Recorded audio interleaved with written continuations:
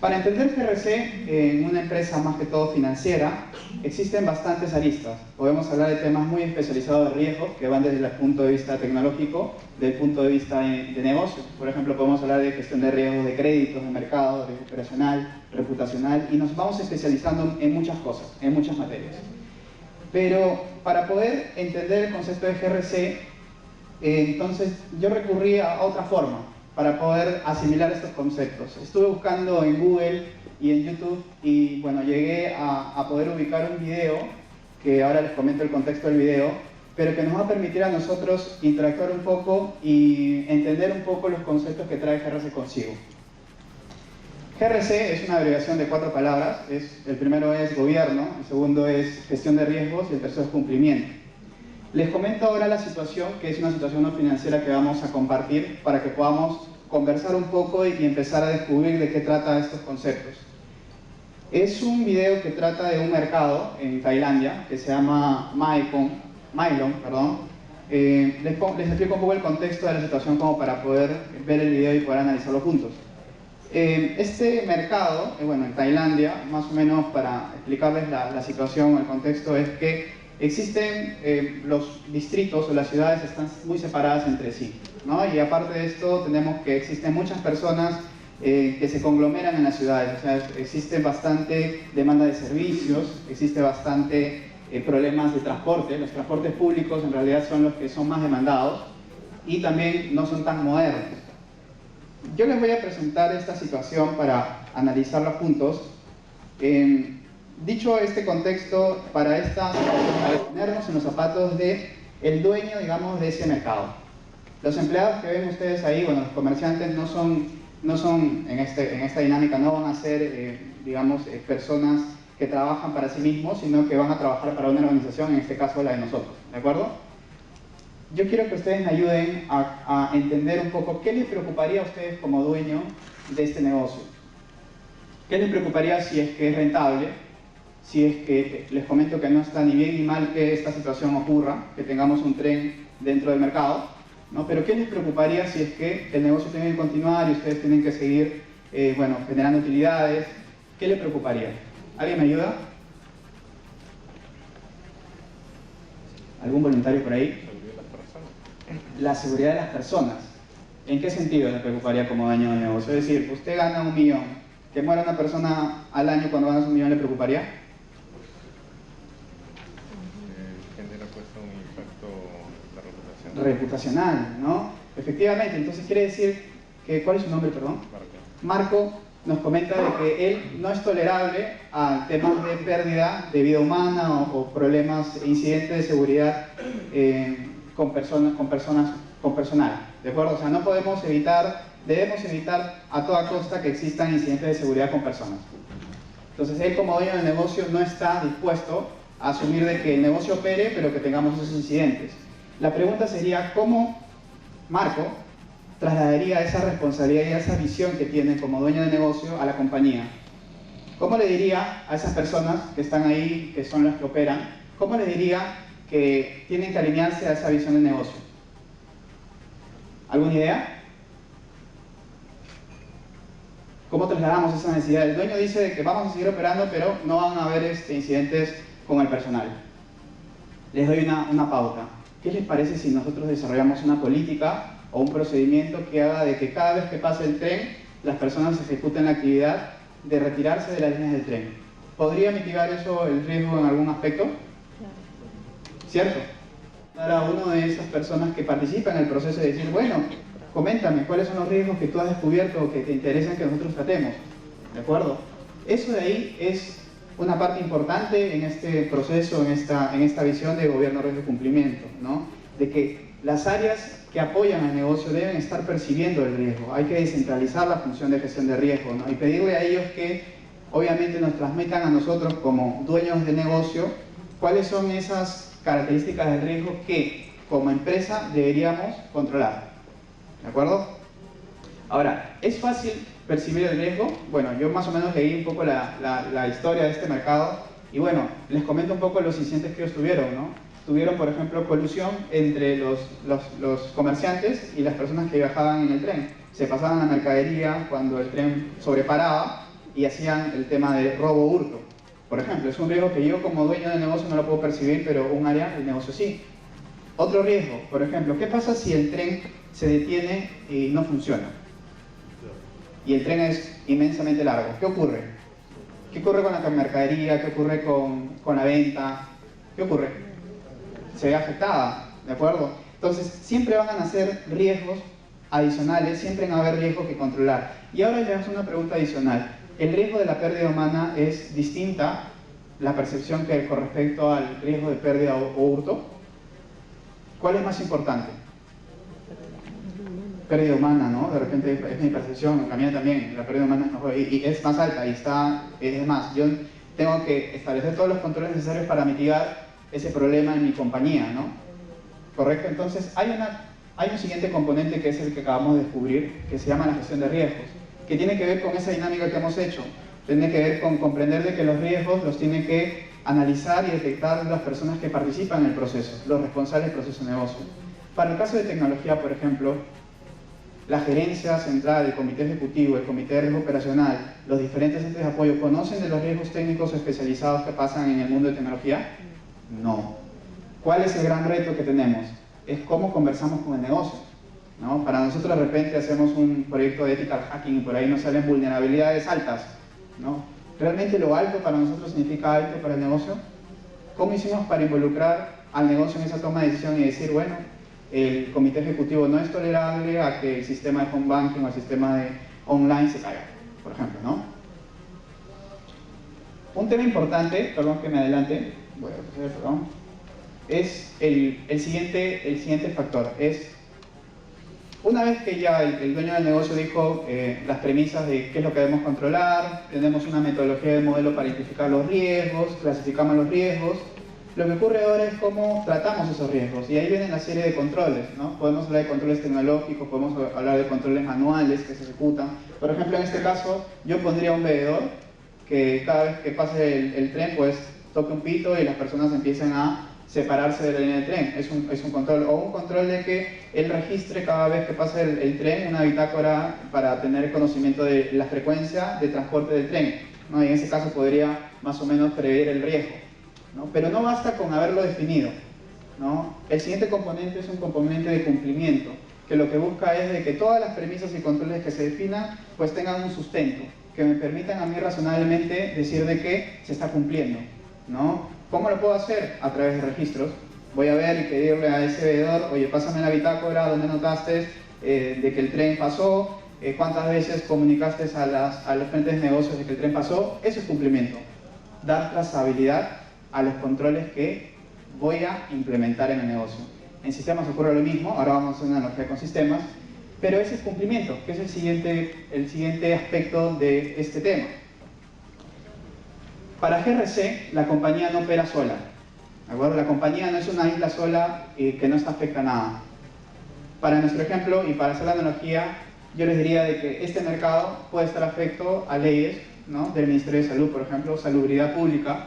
¿Qué pasa si es que no tienen las condiciones mínimas de salubridad? Pueden hasta cancelar la operación, me veo afecto. Entonces, cumplimiento también tiene que ver con ese aspecto. Tener bastante atención a ese marco regulatorio local o internacional que afecta a la compañía. En nuestro caso, por ejemplo, en tecnología, ¿a qué nos vemos afecto? Regulación de la superintendencia, ¿no? Tenemos que estar atentos y tenemos que cumplir con esos requerimientos que nos manda la ley.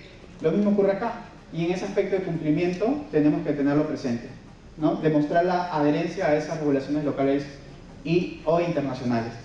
Eso es GRC en concepto, ¿no? Ahora sí puedo pasar a presentar esta diapositiva que tiene ya el desglose de lo que hemos conversado. Gobierno tiene que ver con estructuras, políticas, normas, procedimientos que los dicta o los encamina las necesidades de la alta dirección para el negocio. Gestión de riesgo tiene que ver con todos los aspectos metodológicos y ya especializados que por cada área de soporte en la compañía se vienen dando para que puedan ellos detectar cuál es el riesgo, cuál es el nivel o el impacto en el riesgo, cuáles son los tratamientos que se deben hacer al riesgo, y de ahí van a nacer alternativas para el mundo de tecnología, para el mundo de continuidad de negocio, para el mundo de control interno, legal, cumplimiento, etcétera, etcétera, para la compañía que estamos evaluando. Cumplimiento, demostrar que hemos hecho las cosas, que los controles están funcionando y operando. Bueno, Ustedes me dirán, bueno, Pedro, me está mostrando ya mucho tren, mucho mercado, una situación que no tiene que ver nada con el rubro del sector bancario. Bueno, vamos a hacer el ejercicio ahora de cambiar la situación. Yo les presento ahora una situación financiera.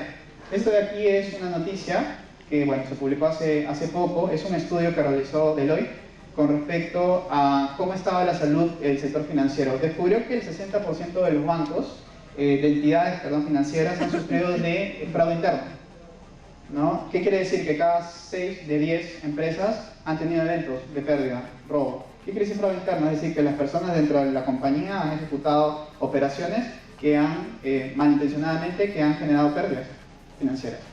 ¿De acuerdo?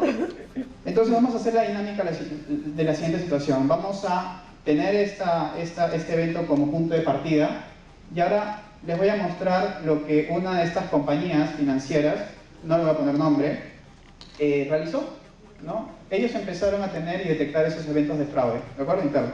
Entonces, el descubrimiento ¿hacia qué fue? Fue hacia personas que habían ejecutado obviamente estas acciones de dolo, pero porque tenían accesos amplios en los sistemas.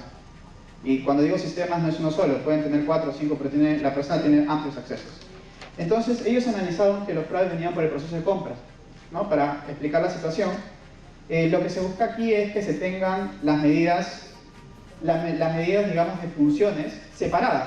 Es decir, si yo compro, vendo y también genero registro de proveedor o lo creo, pues ahí puede haber una situación que permita generar el dolo en el sistema. ¿De acuerdo? Eso ocurre aquí. Por ejemplo, la primera columna vertical que dice mantenimiento de proveedores es una función que la ejecuta en el sistema, la persona. Es decir, tiene acceso al menú, acceso a la transacción y puede ejecutar la actividad. ¿Qué puedo hacer? Crear al proveedor, cambiar las condiciones, favorecer a un proveedor tal vez con una mejor calificación. El siguiente es pedido de compra, puedo comprarle a ese proveedor, ¿de acuerdo? La siguiente función es, una vez que ya le compré, puedo hacer la conformidad de que el bien que le compré, pues ingresó, ¿no? O si es un servicio que compré, pues doy la conformidad del servicio, ¿de acuerdo? Y lo último es registrarle la factura, o sea, iniciar el proceso de pago. ¿Qué ocurrió en la compañía? La compañía no tenía claro que existían esas funciones y debían estar separadas en los sistemas. Y en su descubrimiento empezó a identificar que habían usuarios que obviamente podían hacer las funciones que aparecen ahí, ¿no? No solamente a nivel de 2 funciones, sino a nivel de 3. ¿Eh? Tenemos 36 usuarios en verde que pueden cumplir las tres funciones, ¿no? Pero ¿cuál es el riesgo más alto? Es de que descubrieron 15 usuarios que podían hacer todo, ¿no? Entonces, obviamente, esto de acá es una brecha importante. ¿Por qué? Porque te pueden crear un proveedor fantasma, pueden generarle órdenes de compra, pueden hacer ficticiamente el ingreso de la mercadería o del bien y pueden iniciar el proceso de pago con registrar la factura, ¿de acuerdo? Entonces es una brecha bastante importante en los sistemas. La pregunta es, ¿vamos a aplicar lo mismo que hemos hecho para el tren ante esta situación? ¿De acuerdo? ¿Se acuerdan? Gobierno, que es un riesgo de cumplimiento. Bueno, vamos a plantear la situación en ese esquema. Gobierno. Dijimos que eran políticas, procedimientos, normas. ¿Qué falló ahí en el gobierno? ¿Qué creen ustedes que falló? ¿Cómo llegó la compañía a tener esa situación? ¿Qué es lo que no pudo tener? ¿Perdón? Control. ¿Control en qué sentido? Al momento en que ¿sí? Perfiles bien definidos.